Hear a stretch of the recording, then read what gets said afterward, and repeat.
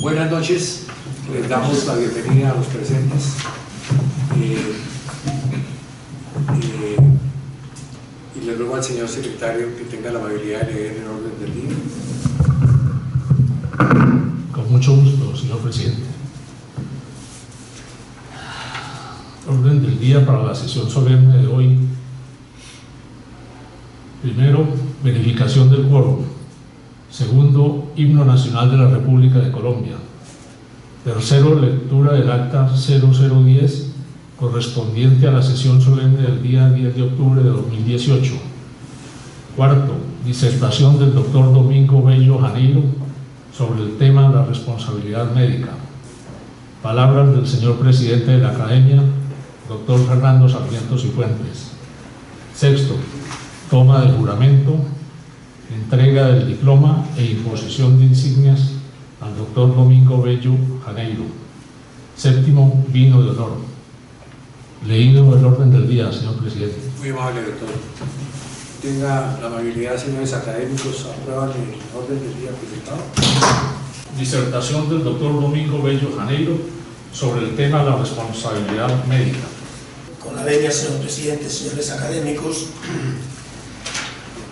al margen de formalismos protocolarios, quiero agradecer esta posibilidad de intervenir en este magno escenario ante tan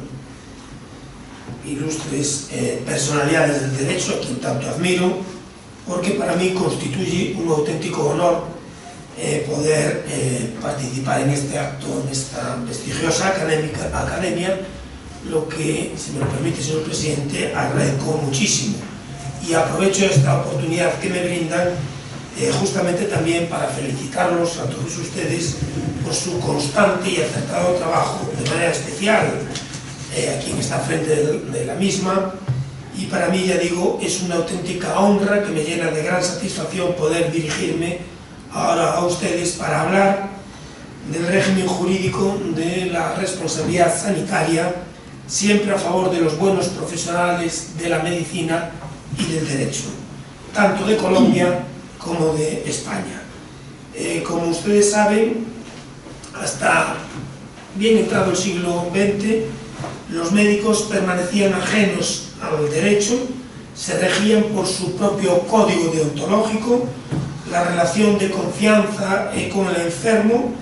era tal que el galeno, el facultativo, adoptaba las decisiones más relevantes para la salud del paciente sin contar con su conocimiento ni con su voluntad. Todo para el enfermo, por el enfermo, pero sin contar con el enfermo.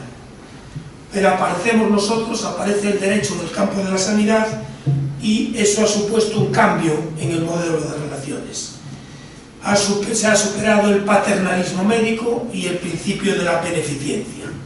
Ahora la sociedad es la sociedad de la responsabilidad, también de los profesionales sanitarios. En la medicina rige el principio de la autodeterminación del paciente, en Colombia y en España, en todo el mundo.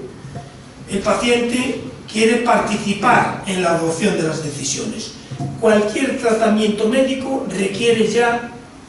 un elemento fundamental, el consentimiento informado. La prestación sanitaria en nuestros países actualmente se desarrolla en el marco de una medicina masificada, con bienes escasos en tiempos de crisis, pero altamente tecnificada,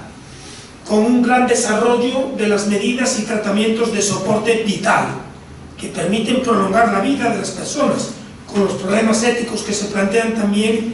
de la limitación del esfuerzo asistencial para eludir el encarnizamiento terapéutico. Es la medicina actual una actividad también interdisciplinar, con división de trabajo, con especialistas diversos, material muy sofisticado, pero en que ninguno de los especialistas controla la actividad en su totalidad. Se trabaja bajo el principio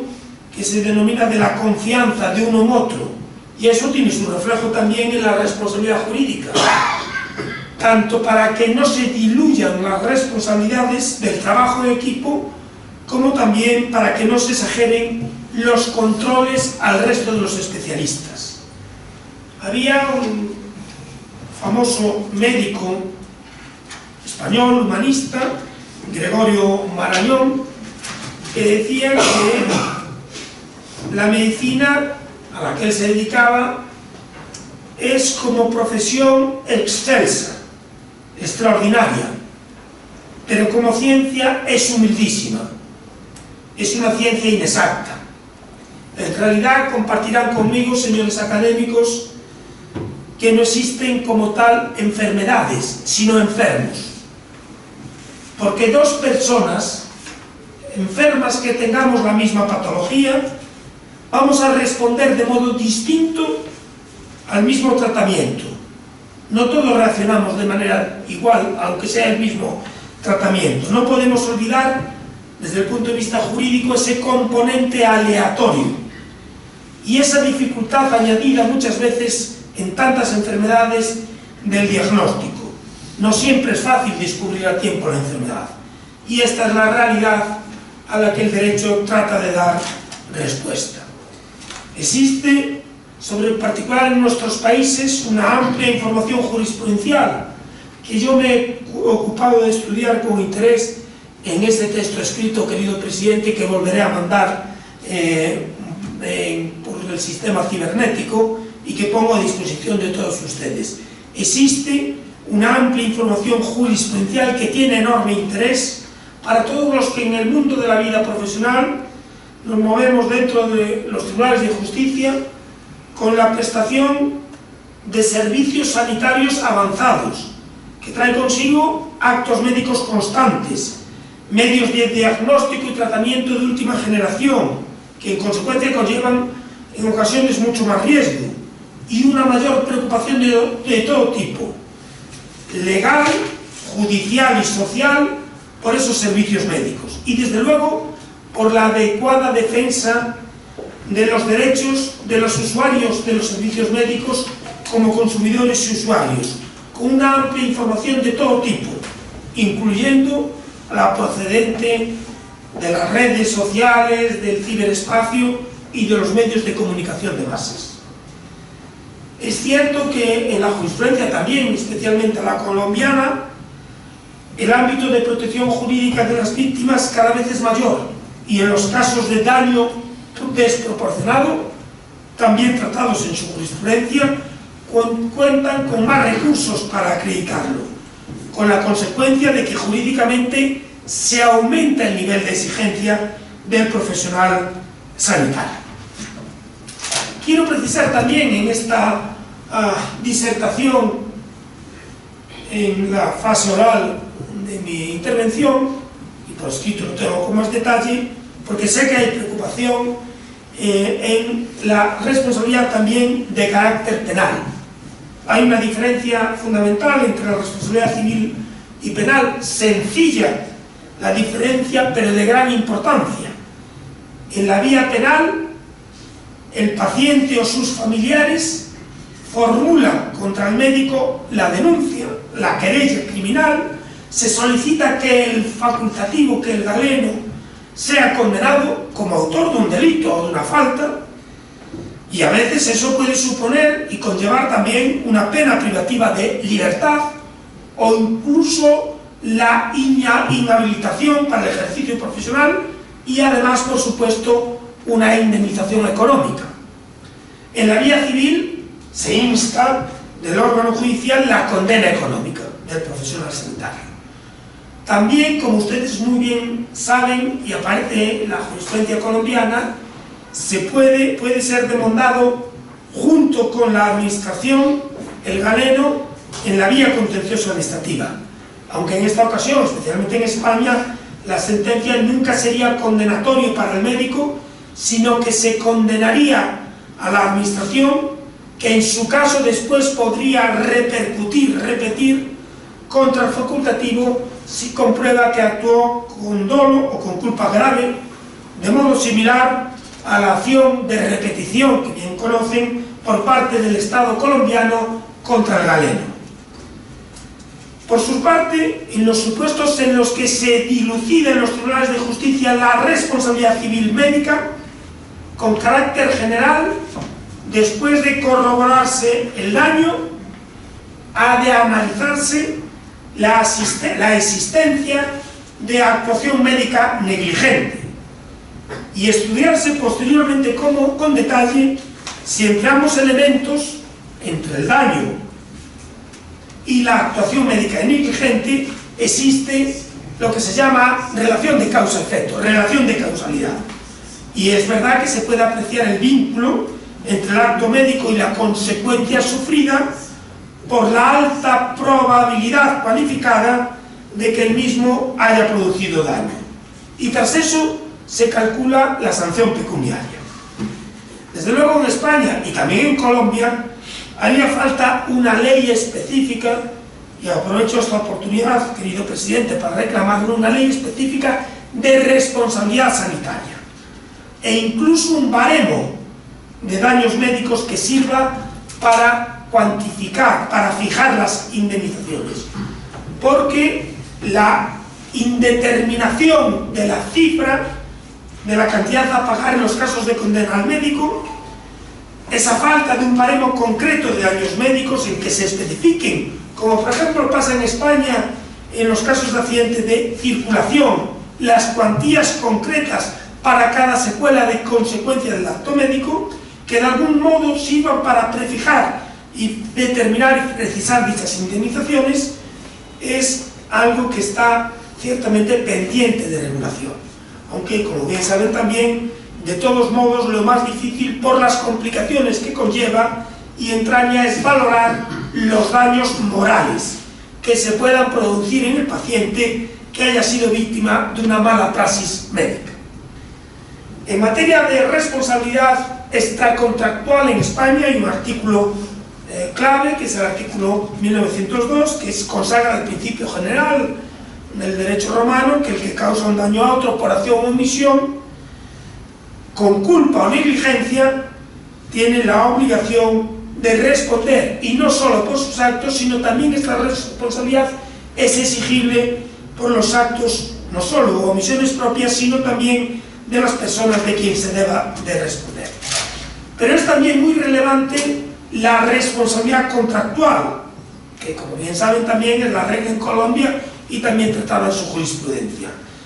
analizando la relación entre el paciente y quien le procura la asistencia sanitaria, porque no cabe ninguna duda que la asistencia y la atención médica se presta muchas veces dentro del marco de una relación contractual o similar entre el paciente y quien le atiende, y a su vez, cuando existe una relación de este tipo, el paciente muchas veces aparece vinculado con muy diversas personas, físicas o jurídicas, públicas o privadas, incluyendo uno o varios galenos, o un centro hospitalario, o una sociedad médica, incluso al margen o no del Estado.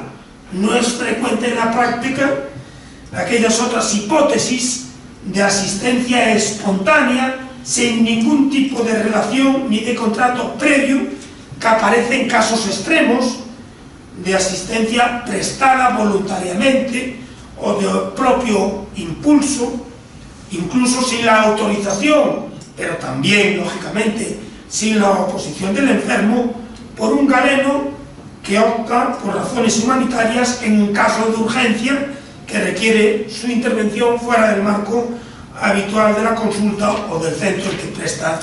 sus servicios, como si sucediera que esta intervención se prolonga horas y horas y cada uno se desvanece, lo que no va a ser el caso, como es natural.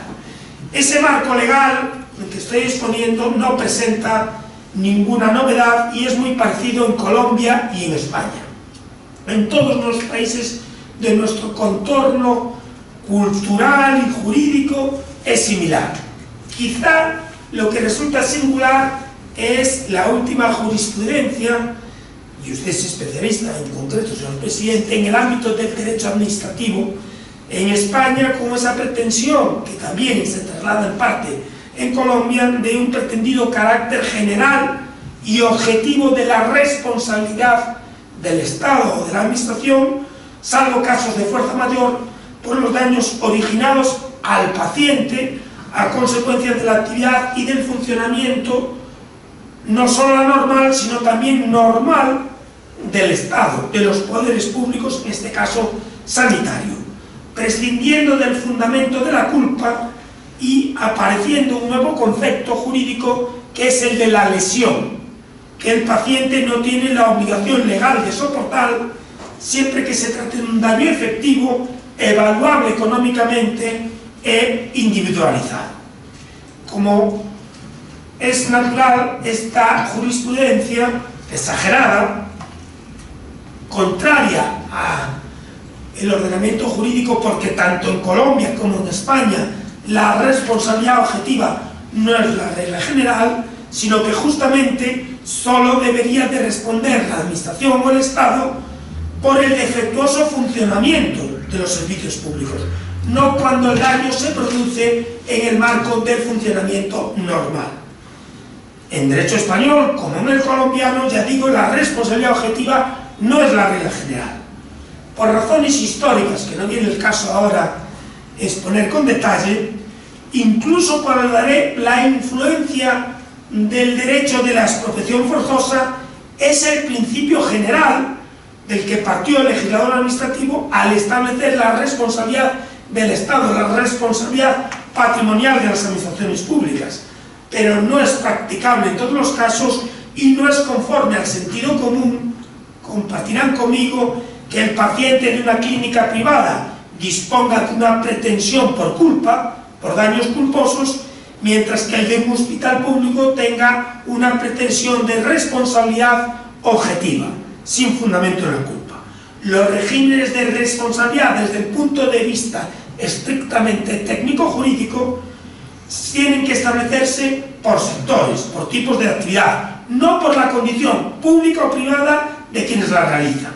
Con todas las salvedades que correspondan, el principio general que quiero sostener aquí es que una actividad que pueden llevar a cabo agentes públicos o privados tiene que estar sujeta a un mismo régimen de responsabilidad por daños. A igualdad de actividad corresponde igual estándar de responsabilidad. En todo caso, están en estos momentos la responsabilidad del médico, la responsabilidad del centro hospitalario público o privado tiene cada vez un mayor número de peticiones del recurso a impetrar la tutela correspondiente ante los tribunales de justicia. Y ante esa multitud de reclamaciones, y muchas veces con alarmantes noticias en los medios de comunicación de negligencias médicas, es cierto que yo quiero también sustentar y participar del planteamiento de las sentencias que en el ámbito civil, en España y en Colombia, apuestan por la subjetivación de la responsabilidad del médico, con fundamento en la culpa como criterio de imputación, lo que tiene que ser probado debidamente. Ciertamente, cada vez es más abultado. En los últimos tiempos se ha multiplicado por 4, tanto en España como en Colombia, el número de reclamaciones por daños sanitarios. Y ello tiene una importante consecuencia: disparar, en primer lugar, a veces en un porcentaje superior al 200%, el importe de las pólizas de seguros que amparan a los profesionales. Y una segunda consecuencia: los profesionales sanitarios, ante las crecientes reclamaciones a las que podría conducir su trabajo, muchas veces se ven obligados a practicar una medicina defensiva, que en último término no beneficia precisamente al paciente. Los profesionales tienen mucho cuidado en tomar decisiones de riesgo por miedo muchas veces a esa posterior reclamación, y someten al enfermo a multitud de pruebas, analíticas sobre todo y de imagen, para que no queden cabos sueltos, lo que es perfectamente entendible ante ese posible miedo a la demanda, que en el fondo está produciendo incluso más encarecimiento de los actos médicos. En la jurisprudencia, tanto en Colombia como en España, aparecen, por supuesto, errores, y de manera recurrente, en el seguimiento del embarazo o del parto,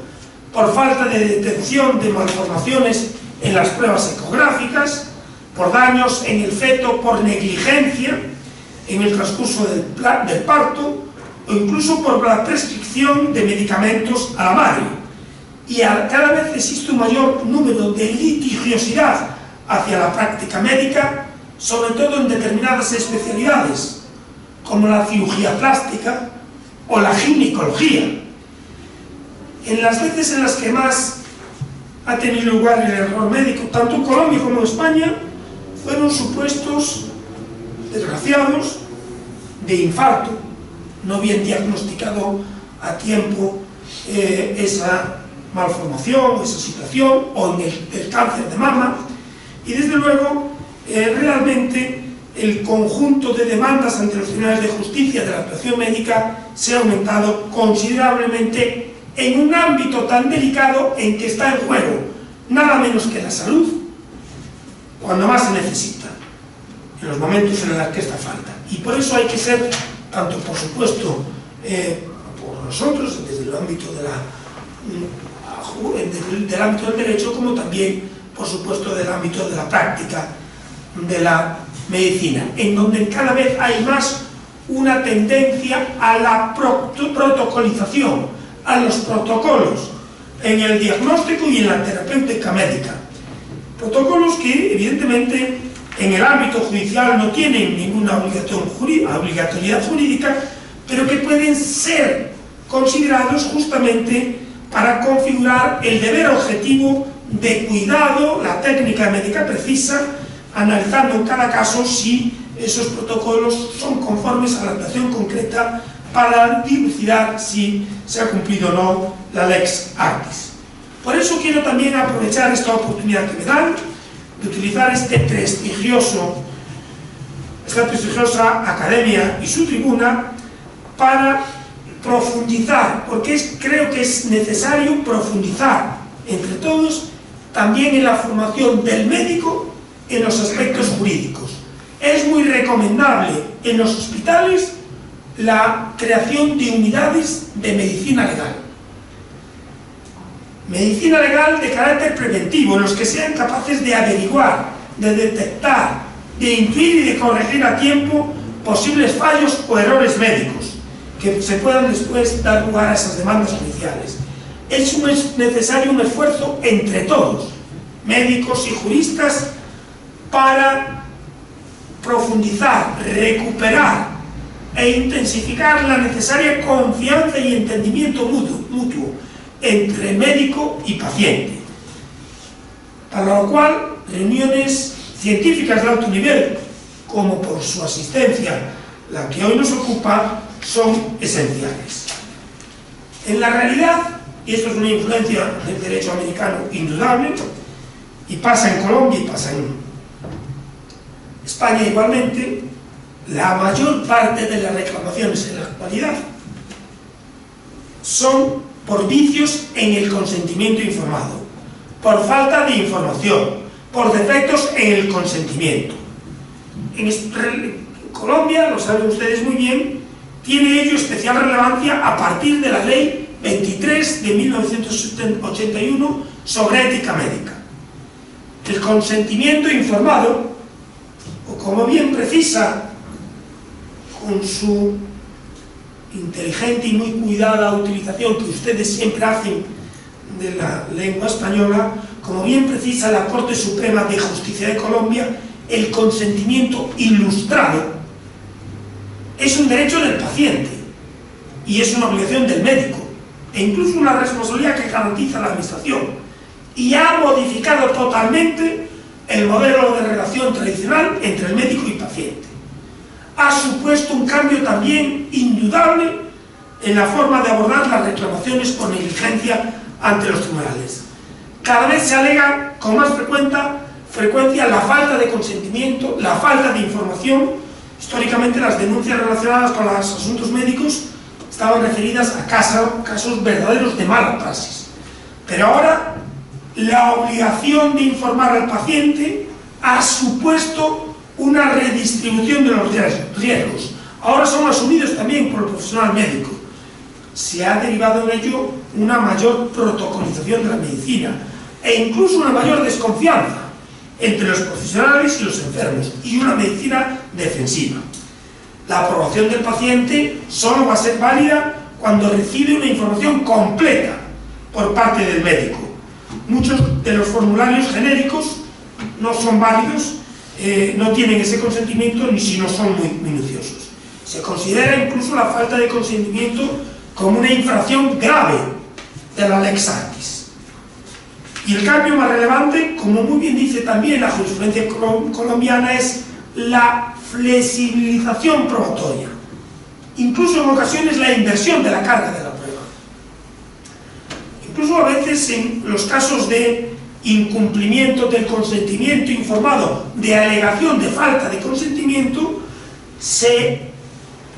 hace cargar sobre el profesional que pruebe que informó correctamente al paciente, que aporte las pruebas de ello, lo que no ocurre en los casos de mala praxis.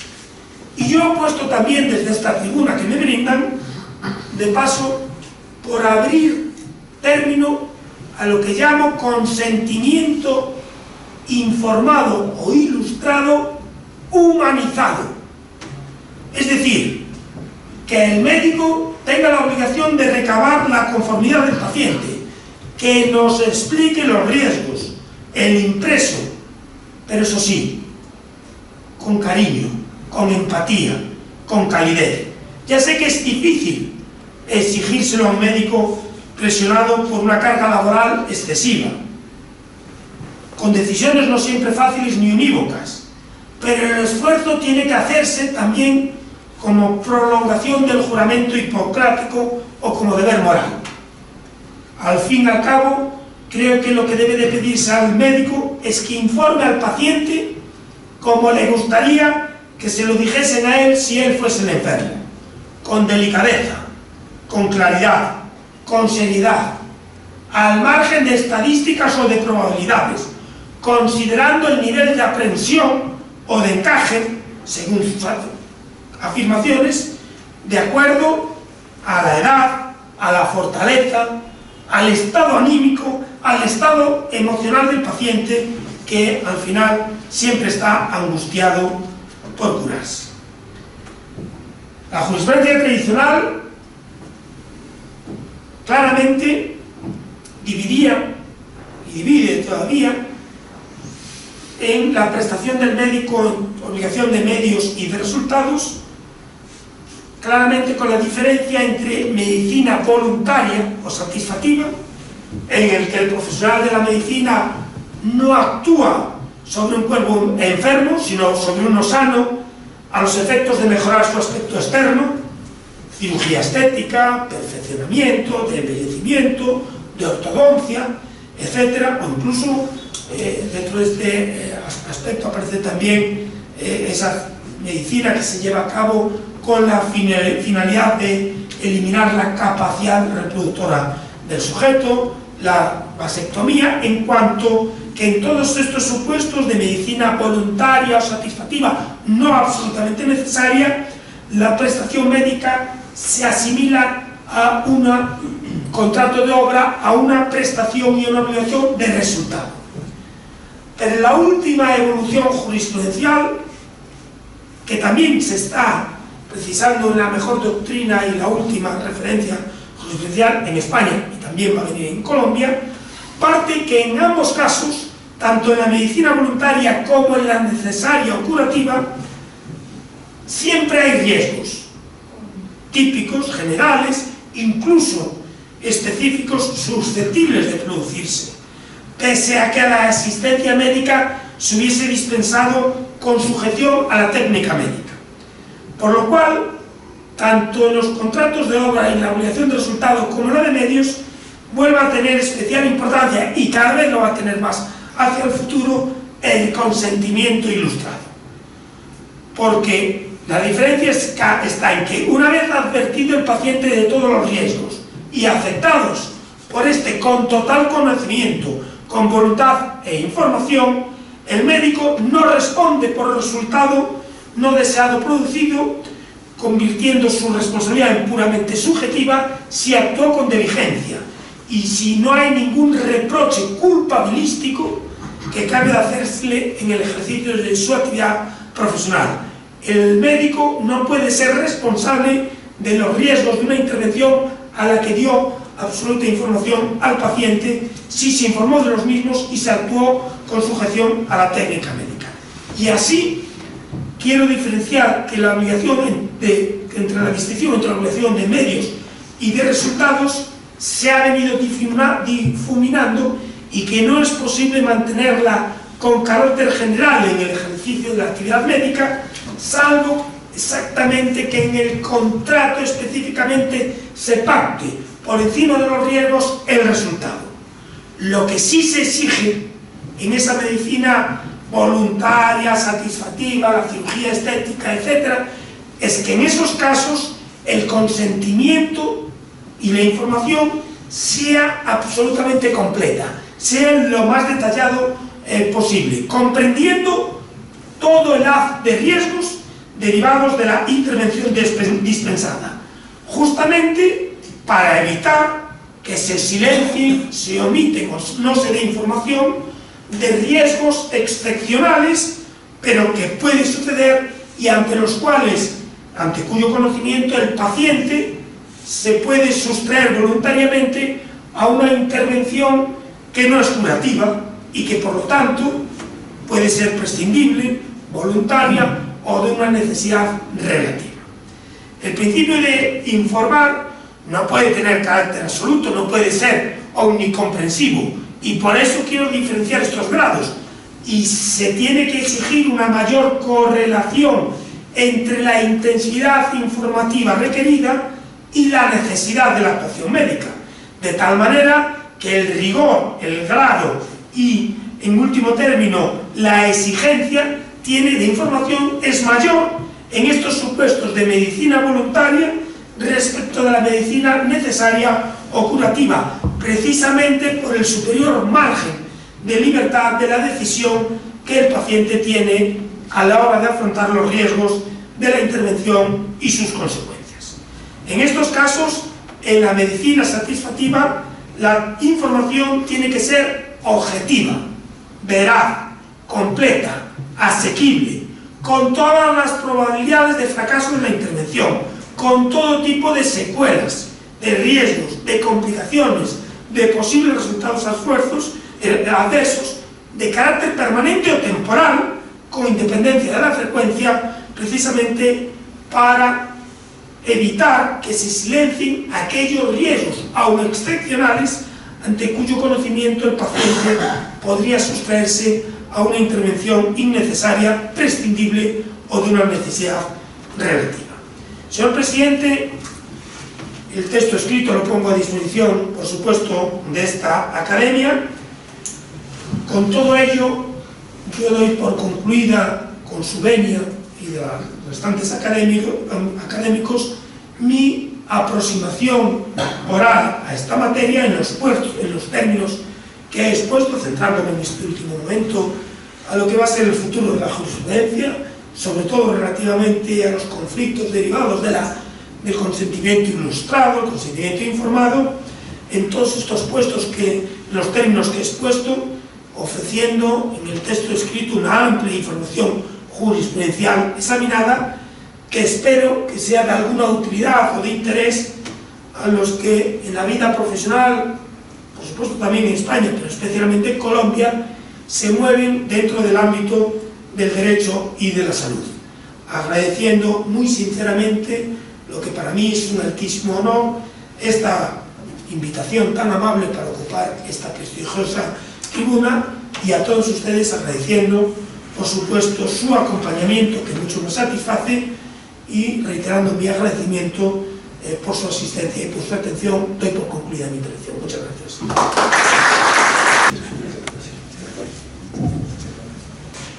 En primer lugar, me permito informar a los académicos que para nuestra biblioteca nos ha donado el distinguido miembro correspondiente extranjero que hoy accede a esta academia las siguientes publicaciones: los pactos sucesores en el derecho civil de Galicia, de Domingo Bello Janeiro, de la editorial Montecorvo. El desarrollo del derecho civil gallego en el marco constitucional, discurso leído el 24 de febrero de 2006 en la sesión solemne de ingreso de académico de número y la contestación de don Manuel Fraga Iribarne en La Coruña. La responsabilidad médica de la editorial Tevis de Bogotá, Colombia, de 2015, y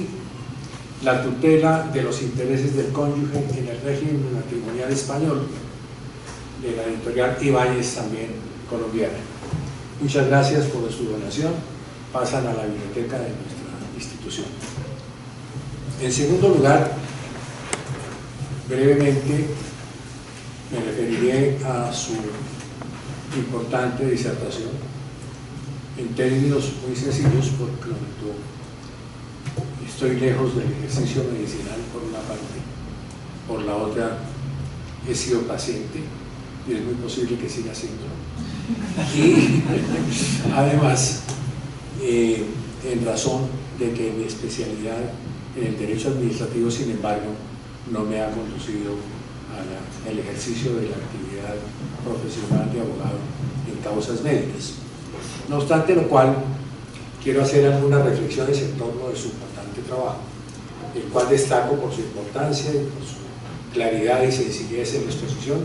por las cuales lo felicito sinceramente. Evidentemente, en Colombia tenemos dificultades con la medicina. Se insiste mucho en que debemos incentivar, si se puede usar ese verbo, en el concepto de la medicina preventiva, es decir, que haya muchas campañas de sanidad pública, de vacunaciones, de tratamientos de aguas utilizables y de otros elementos que puedan servir de control para evitar los riesgos propiamente hospitalarios.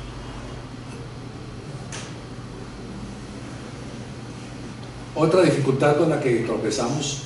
es el acceso a los servicios médicos y asistenciales. Una gran parte de nuestra población carece de medios adecuados económicamente e incluso social y culturalmente para acceder a la práctica médica científica. Sobre este particular anoto que usted le concede a la medicina en su texto una condición científica menor, si pudiera decirse así, más bien de tipo subjetivo, individual y experimental. Pero aún así, esa medicina es muy importante que se tenga acceso a ella por grandes masas de nuestra población que no lo tienen. Luego entra a hablarnos de la responsabilidad específica y llega incluso a proponer algo que pareció muy interesante a todos los oyentes, que es la de establecer una serie de indemnizaciones fijas, una especie de tarifa probatoria médica en materia de responsabilidad médica. Ese es un tema interesante, hasta donde llega mi conocimiento no está establecido en Colombia, es materia más bien de establecer la calidad del daño, cuantificarlo con arreglo a normas de derecho administrativo que existen sobre ese tipo de responsabilidad. Y habla incluso del criterio de imputación derivado de la culpa grave, me imagino, que requeriría la noción de una omisión muy grave o de una intención dañina, que no creo, conociendo a los modelos que conozco, que se tenga. Es posible que exista, pero se necesitaría una mente criminal que realmente no creo que abunde en el gremio de los médicos. Por lo menos los que conocemos en Colombia son galenos todos, una gran proporción, pienso yo, personas dignas de la mejor consideración social y profesional. Sin embargo, esas nociones han llevado a que de la anterior concepción de los procesos que se derivaban de la responsabilidad médica tenían una dificultad probatoria y los peritos que podían dilucidarla eran peritos médicos, de tal suerte que no existía el consentimiento informado o ilustrado, que usted denomina en esa forma, sino que se caía en la falta de prueba por cuanto los peritos médicos, en una solidaridad que podríamos llamar solidaridad de cuerpo, si así pudiera definirse, pues hacían casi imposible cualquier tipo de reparación económica de un paciente mal atendido o sujeto pasivo de una práctica ineficiente. Eso se subsanó con la ley que usted menciona, con la ley que usted cita, y se establecieron incluso condiciones en las cuales se invierte la carga de la prueba y es la entidad médica o el médico mismo los que tienen que establecer esas probanzas que sirvan para determinar su ausencia de responsabilidad o su responsabilidad si se han omitido. Sin embargo, estas circunstancias del consentimiento informado, como todas las cosas en la vida de los humanos, tienen su doble cara, su doble faz, y es que han llevado a la práctica de una medicina defensiva al alza de las tarifas que cobran las compañías aseguradoras por las pólizas de seguros de los médicos, y esto afecta gravemente el pecunio de esos profesionales que generalmente en Colombia están mal pagados y mal asistidos y sobrecargados, como usted manifestó, de tareas que les hacen muy difícil el acercamiento al paciente para tratarlo con ese amor, esa confianza, esa cercanía de la que idealmente debería estar rodeados, pero que lamentablemente, pues por esas mismas circunstancias no es posible obtener. Y me pareció muy interesante su propuesta de que acentuemos, porque ya existe, el consentimiento ilustrado humanitario. Pareciera una redundancia en los términos, pero seguramente no lo es. Habría que desglosar muy bien estos calificativos de ilustrado y humanitario, puesto que se entrañan concepciones diferentes, sin embargo, se imbrican fuertemente y harían que requiriera esto una especie de desarrollo jurisprudencial que en Colombia, como usted acertadamente lo dijo, las cortes colombianas son ricas en hacer ese tipo de pronunciamientos. De todas maneras, ese deber de informar, como usted lo anunció, con claridad, con delicadeza y con seriedad, son ideales dignos de tomar en cuenta. Su trabajo señala también que el concepto de que la medicina es medio o es resultado, hoy es una cuestión que se ha difuminado en la práctica y que estamos ya felizmente lejanos de esa concepción dualista un tanto preocupante, y se trata mejor de mantener esa regla de que no hay una responsabilidad objetiva propiamente dicho, sino más bien de tipo subjetivo. Hechas estas consideraciones, quiero felicitar a la Academia porque ha emitido una persona digna de nuestra institución. Bienvenido a ella, y procedo a hacer una breve lectura de su importante hoja de vida. Usted es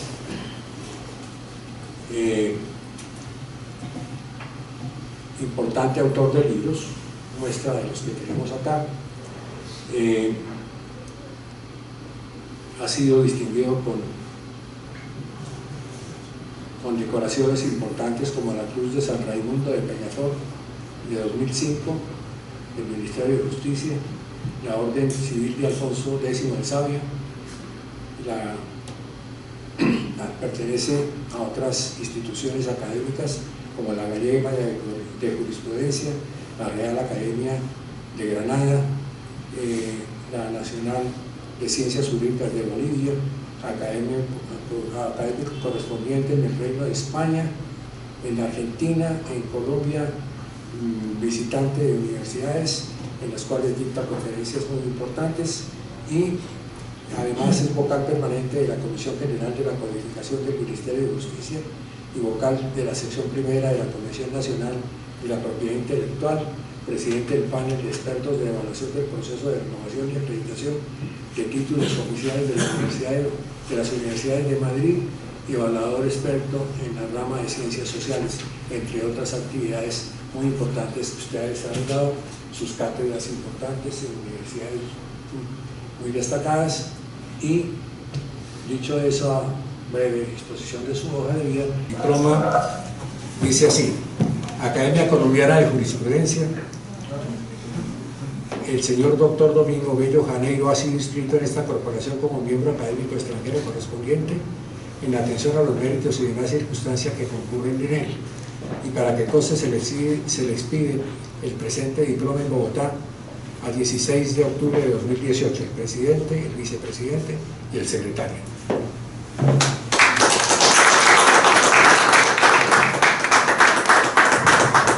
Procedo a tomarle el juramento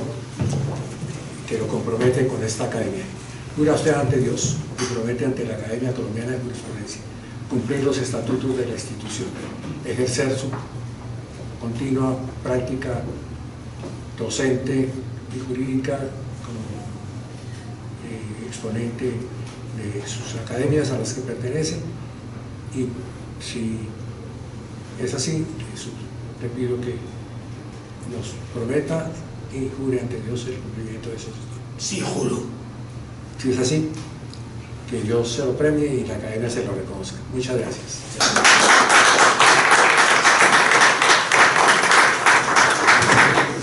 Bueno, le ruego al señor vicepresidente